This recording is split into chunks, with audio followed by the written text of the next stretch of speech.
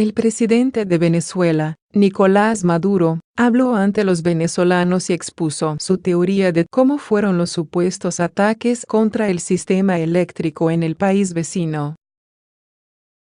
Maduro sostuvo que el daño ocasionado contra el sistema de distribución de electricidad en Venezuela fue provocado con tecnología que únicamente tiene el gobierno de Estados Unidos. Venezuela es, quizá, el primer país del mundo víctima de la tecnología estadounidense de ataque cibernético contra un sistema eléctrico, agregó el presidente venezolano. Maduro, en su alocución, afirmó que el ataque ocurrió en 3 fases. La primera fase habría sido contra el cerebro del sistema computarizado de la Corporación Eléctrica Nacional, Corpoelec, en la central hidroeléctrica Simón Bolívar.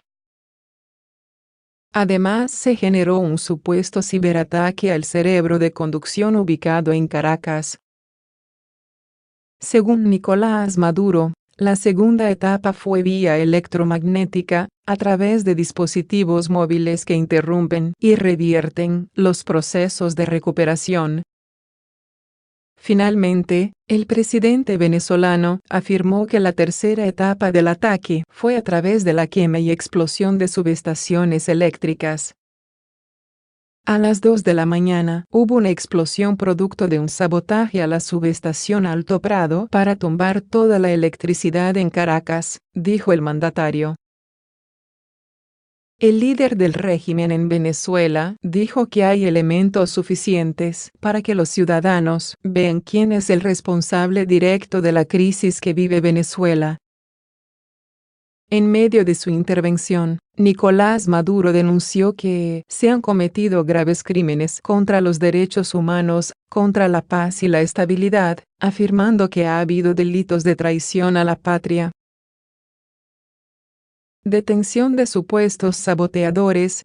Nicolás Maduro anunció que en medio de la crisis por el apagón, fueron detenidas 2 personas que intentaban sabotear el sistema de comunicaciones del Guri. El presidente del vecino país llamó a sus comuneros, milicianos y colectivos y afirmó que llegó la hora de la resistencia activa en la comunidad, informando, ayudando, promoviendo la actuación solidaria entre familias y comunidades.